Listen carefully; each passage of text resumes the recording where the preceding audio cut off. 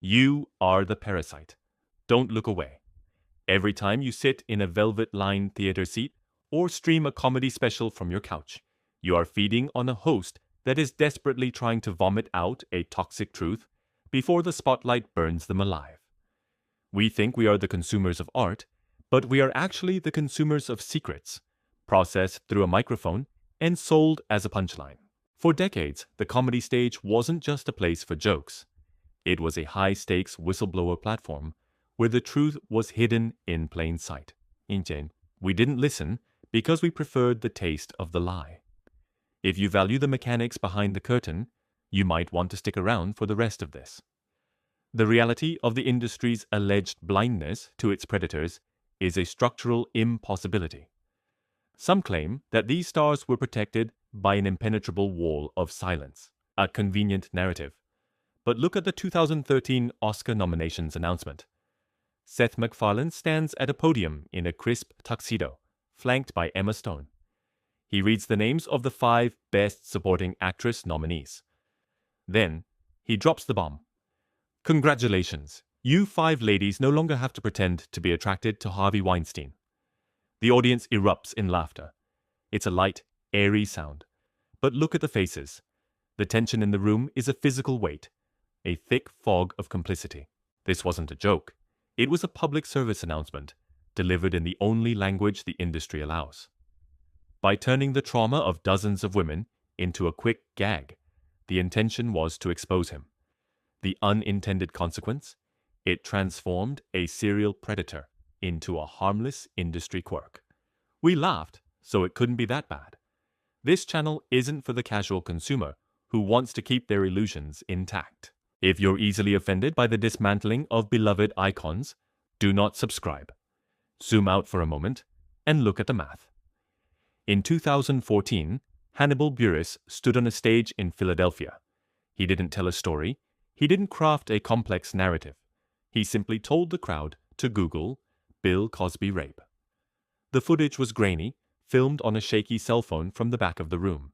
This was the elimination of the first great theory, that these secrets were kept in dark alleys and whispered in hushed tones. They weren't. They were shouted from the rooftops of the most public venues on Earth. The father of America was being deconstructed in real time, yet the world needed another week to decide if a comedian's words carried the weight of a victim's tears. We demand our truth to be wrapped in a bow of entertainment, and if the bow is too tight, we simply refuse to open the gift.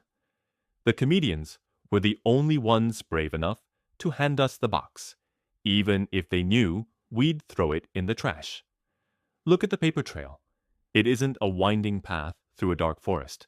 It's a high-speed highway paved with premium bond paper and the heavy, black ink of high-priced attorneys. You there, scrolling through your feed, probably think these monsters survived for decades because they were masters of the shadows.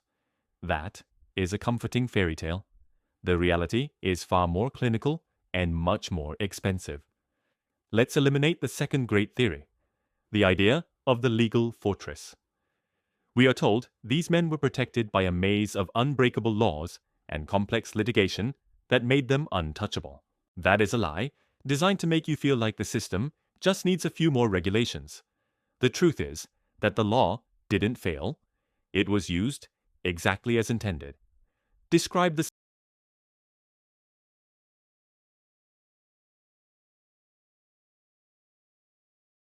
It's a terrified young woman and a man in a 3-piece suit who smells of expensive tobacco and cedarwood. He slides a single sheet of paper across the polished wood. This is a non-disclosure agreement. It isn't a legal defense. It's a ransom note for a person's soul. In 1997, Harvey Weinstein's company paid a settlement to 2 women in England. The physical reality of that moment wasn't a court hearing. It was the sound of a check being torn from a ledger and the scratch of a fountain pen. That $100,000 wasn't paid to prove innocence. It was paid to purchase the silence of the future. The law was the weapon used to bludgeon the truth into submission, and everyone in that room knew exactly what they were buying. Zoom out for a moment and look at the physical architecture of power. We love to imagine these crimes happening in windowless basements or remote cabins. They didn't. They happened in five-star hotel suites with gold-plated faucets and silk curtains. Look at the Peninsula Hotel in Beverly Hills. It's a temple of luxury where the air is filtered and the carpets swallow the sound of footsteps. This brings us to the third theory we need to violently dismantle, the ignorant bystander theory. This is the claim that the assistants, the drivers, the agents, and the junior executives were simply out of the loop. This is a mathematical impossibility. A man like Weinstein or Cosby doesn't move through the world alone. He moves with a phalanx of human buffers. Every time a woman was sent into a hotel room alone, an assistant had to coordinate the schedule. A driver had to wait downstairs, the engine idling, watching the minutes tick by on a glowing dashboard clock. A housekeeper had to walk into that room later and see the disarray, the spilled drinks, the torn clothing, the physical wreckage of a human being's dignity. They saw it all. They smelled the stale sweat and the fear. But the industry has a physical defense mechanism, the paycheck. When your mortgage, your healthcare, and your dream of one day being the person in the suite depend on your ability to look at a wall and see a masterpiece instead of a crime scene, your eyes learn to adjust. The complicity wasn't a choice, it was the entry fee. Stop lying to yourself about artistic genius.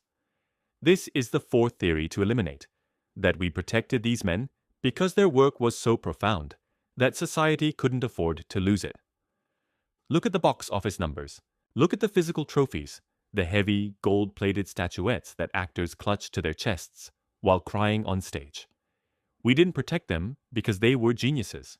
We protected them because they were banks. When a Bill Cosby show aired, the physical infrastructure of a television network hummed with the vibration of billions of dollars in advertising revenue. When a Miramax film was released, it wasn't just a movie, it was a physical asset that increased the net worth of every shareholder in the parent company. If you remove the monster, the asset collapses. The Father of America wasn't a title given out of love.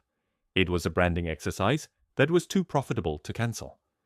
The industry looked at the bruised faces and the shattered lives and performed a cold, hard calculation on a ledger. The cost of a settlement was a line item. The cost of a lost career was a tragedy. They chose the line item every single time. Watch the footage of the 2005 Comedy Central roast of Pamela Anderson. Courtney Love is on stage. She's disheveled, her hair a bird's nest, her voice raspy and unpredictable. She leans into the microphone and tells the aspiring actresses in the room, "If Harvey Weinstein invites you to a private party in the Four Seasons, don't go." The audience groans. They treat her like a crazy person. They use her physical appearance, the smeared lipstick, the erratic movements, to invalidate the life-saving information she's screaming into the lens. This is the mechanism of the open secret. You don't hide the truth. You just make the person telling it look like a lunatic. You turn the witness into a punchline. By the time the joke is over, the truth has been stripped of its power. We demand our victims be perfect, stoic, and visually appealing. If they aren't, we give the predator a standing ovation. Don't believe the narrative that times have changed just because a few men are in orange jumpsuits. The physical structures that allowed them to thrive, the NDAs, the private security details, the agents who act as pimps in expensive suits, they are all still there. They've just become more sophisticated. They've moved the conversations off the hotel phones and onto encrypted apps. They've traded the heavy checks for digital transfers. But the smell of the room remains the same. The tension in the throat of a young actor walking into a meeting at 9:30 p.m. is a physical fact that no amount of corporate sensitivity training can erase. We are still participating in the trade. Every time you separate the art from the artist, you are providing the brick and mortar for the next legal fortress. You are the one signing the check for the next decade of silence. Look at your own reflection in the black mirror of your phone. Are you here for the truth, or are you just here for the spectacle of the fall? Because the fall is just another form of entertainment, and while we watch the collapse, the system is already building the next suite. It's already filtering the air. It's already laying the carpet that swallows the sound of the scream. The elimination of these theories leaves us with one final devastating reality. There was no wall of silence. There was only a wall of money, and we were all the ones who paid for the tickets. The first theory we must burn at the altar of reality is the myth of the ignorant associate. We love the idea of the naive assistant, the wide-eyed publicist, or the oblivious bodyguard who just happened to be looking the other way while the monster fed. It allows us to believe in a world where good people are simply misled. The reality, however, is etched into the floor plans of every five-star hotel from the Peninsula to the Chateau Marmont. Look at the logistics: a heavy-duty party involving 30 people, specialized equipment, and a 4 a.m. supply run for industrial quantities of cleaning supplies does not happen in a vacuum. It requires a choreography of silence that is bought and paid for, in cash and career advancement. When the housekeeping staff finds the suite trashed with the remnants of a fever dream, they don't call the police. They call the fixer. They see the physical evidence, the broken glass, the discarded jewelry, the bruises on a girl who can barely stand, and they choose the paycheck. Ignorance is not a state of being in these circles. It is a professional requirement. It is a highly tuned, deliberate blindness that commands a six-figure salary. Then comes the theory of the rogue actor. This is the comfort food of the legal system. It suggests that one man, driven by a unique brand of depravity, managed to bypass the safeguards of an entire industry. It's a convenient lie because it implies the system itself is healthy and just needs to excise a single tumor. But a tumor doesn't draft a 20-page non-disclosure agreement. A tumor doesn't hire a private intelligence firm staffed by former Mossad agents to track and intimidate victims across 3 different continents. These are institutional actions. When you see the heavy bond paper of a legal settlement, notice the dry seal of a reputable law firm. Notice the names of the board members who signed off on the hush money payments under the guise of miscellaneous consulting fees. These are men with families and charity foundations. They aren't rogues, they are the architects. The road to this specific hell was paved with the good intention of protecting the brand. They told themselves they were saving the jobs of thousands of innocent employees by burying the truth about the man at the top. They traded the soul of the industry for a quarterly earnings report, proving that the ultimate unintended consequence of corporate stability is the absolute protection of the predator. This brings us to the most dangerous theory of all, the belief that the system has been purged. We see the headlines, the perp walks, and the tearful apologies on primetime television, and we think the era of the open secret is over. Look closer at the physical reality of the modern industry. The players have simply migrated. The physical paper trails that once sat in filing cabinets have been replaced by ephemeral, encrypted messages on Signal and Telegram that vanish 60 seconds after they are read. The casting couch didn't disappear. It just moved to private islands and chartered yachts where international waters provide a legal dead zone that no domestic prosecutor can touch. The technology has evolved, but the leverage remains the same. The morality clauses in modern contracts, originally designed to keep stars out of trouble, are now used as weapons to ensure they never speak up. If you speak, you lose the house, the car, and the residuals for the next 20 years. It is a more refined, more elegant form of extortion. Perhaps you feel a sense of distance from this. You think you are just an observer. But your attention is the very currency that funds the legal defense funds of these titans. You are currently participating in an exchange of information that most people are too terrified to even acknowledge. To break this cycle, you must treat your awareness as a long-term asset. This is not about a single video. It is about a fundamental shift in how you process the world. Choosing to subscribe to this channel is not a social gesture.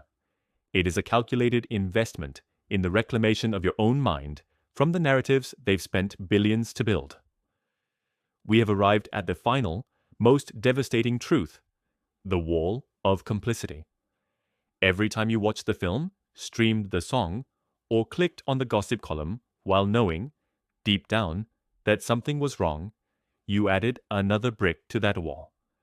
We are not just the audience. We are the financiers. We demand the spectacle, and the industry provides it at any cost. The cost is simply paid by people whose names we will never know. If you are starting to feel the weight of this, if you are seeing the reflection of your own choices in the digital glow of this screen, then you finally understand why this room exists. You belong here with those of us who refuse to look away. Subscribing is the only way to ensure you stay in the room when the lights go out. You think you've won because you've seen behind the curtain. You think that by uncovering the mechanism, you've somehow disabled it. How quaint. You sit there, breathless, feeling a rush of moral superiority because you've learned the truth. But look at the clock. Look at your bank account. Look at the products in your home. You are still paying us. Every minute you spend dissecting our downfall is a minute we own. We didn't build this system to be invisible. We built it to be inevitable. You can hate the predator, you can burn the posters, and you can demand justice until